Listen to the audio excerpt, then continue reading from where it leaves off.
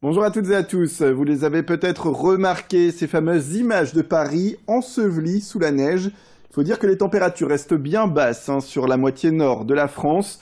Pas de panique, dans le nord et le Pas-de-Calais en tout cas, on reste sur des événements qui ne devraient pas être majeurs en termes de glace ou en termes de neige. Quelques flocons doivent arriver, mais rien d'important. En tout cas, selon les spécialistes de la chaîne Météo pour ce vendredi, ils annoncent quelques intempéries, mais ça devrait rouler aujourd'hui. Alors petit point justement sur ces chutes de neige en prévision pour votre vendredi et on va zoomer bien sûr sur le Nord-Pas-de-Calais. Alors il y a encore quelques ajustements à apporter. Déjà je tiens à vous rassurer, rien à voir avec l'épisode neigeux qu'a connu l'Île-de-France.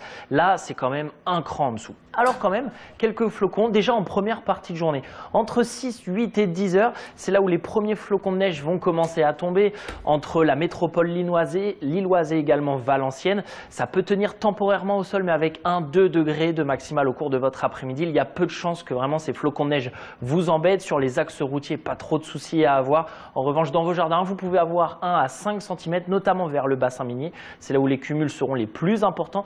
Vers l'ouest, vers Calais ou encore la Côte d'Opale, pas de soucis à avoir. Là, les températures seront positives. En revanche, c'est plutôt de la pluie qui va vous concerner. La ville de Tourcoing serait-elle devenue la plus romantique de la métropole ?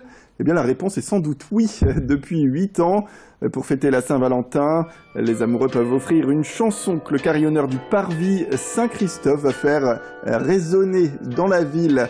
Rendez-vous pour cela le 13 février de 18h30 à 20h30. L'événement est organisé par l'association Les Amis de Tourcoing. Et pour plus de romantisme, la soirée sera aussi ponctuée de plusieurs animations, dont des concerts. Alors si vous souhaitez déclarer votre flamme sur les airs de l'hymne à l'amour, que sais-je, ou d'autres chansons que Carillonneur vous proposera, eh bien cap sur le site de l'association Les Amis de Tourcoing. L'inscription est gratuite, mais pressez-vous car elle doit se faire avant dimanche. Brigorchi a rencontré donc Michel Godefroy, c'est le carillonneur de Tourcoing que vous avez vu sur ces images. Il exerce depuis près de 40 ans et il vous dévoile les secrets du carillon aujourd'hui. Les touches sont reliées par un système de tringlerie au battant des cloches. Donc lorsque je frappe sur une touche, une tringlerie vient tirer le battant sur le rebord inférieur de la cloche.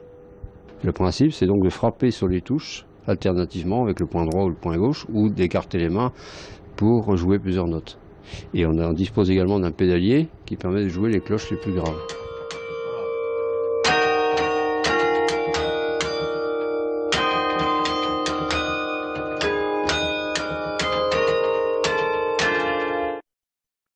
Recevoir une étoile au guide Michelin, c'est bien sûr décrocher la lune pour un chef cuisinier. Voilà, le jeu de mots est fait. Mais à Marc-en-Barœul, Abdelkader Belfatmi a atteint donc lui sa première étoile. Et c'est un jeune chef de 30 ans donc, qui a ouvert donc, le restaurant Le Marc, c'était il y a 2 ans. Un premier établissement après avoir fait des études au lycée Michel Servet à Lille et après avoir travaillé dans de nombreux restaurants cotés de la métropole lilloise. Alors dans ces cuisines, il concocte pour vous des plats innovants qui mêlent la cuisine traditionnelle française aux saveurs asiatiques. Et désormais propriétaire d'une belle publicité avec cette première étoile, eh bien le chef a de nombreux projets comme agrandir et rénover le restaurant actuel, mais aussi ouvrir un second établissement au tennis club des Flandres de Croix. Ça devrait se faire pour le mois de mars. En tout cas, on l'écoute. Il est bien sûr ravi d'avoir obtenu cette première étoile. À 30 ans, ça peut valoir la peine.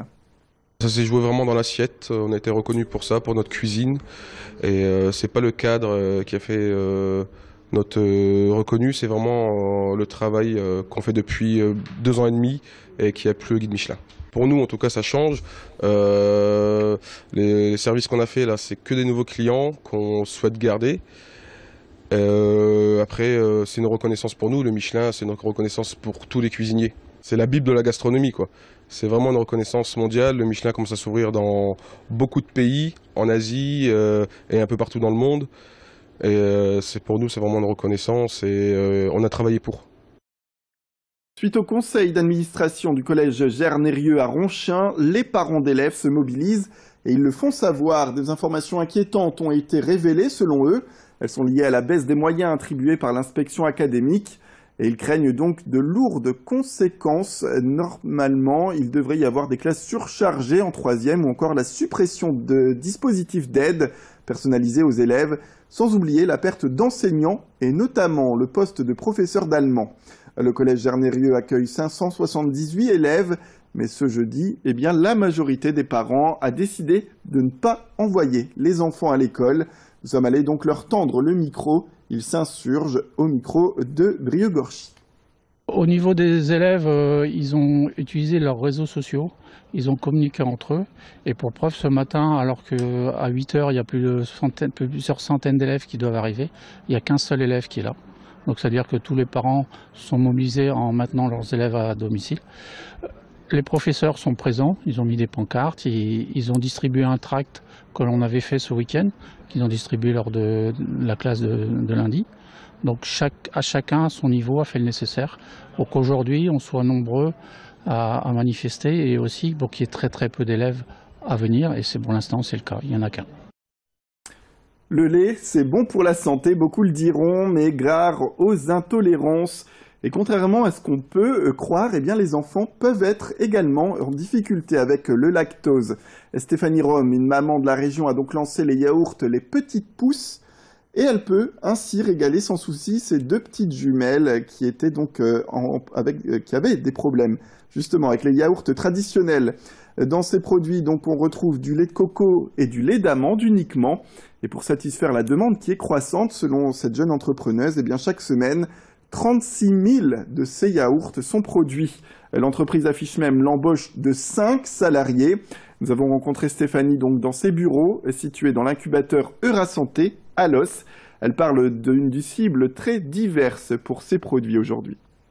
Aujourd'hui, les Petites Pousses s'adressent bien sûr aux consommateurs qui ont une allergie ou une intolérance au lait ou au lactose. Donc ça, c'est à peu près aujourd'hui 1/3 de nos consommateurs. Et dans 2/3 des cas, ce sont des personnes qui tout simplement souhaitent s'orienter vers plus de végétal au quotidien.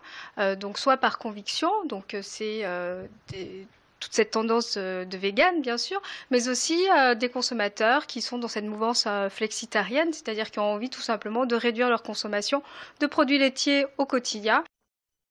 Voilà, c'est la fin de cette édition. Merci à toutes et à tous de nous avoir suivis. Tout de suite, retrouvez vos prévisions.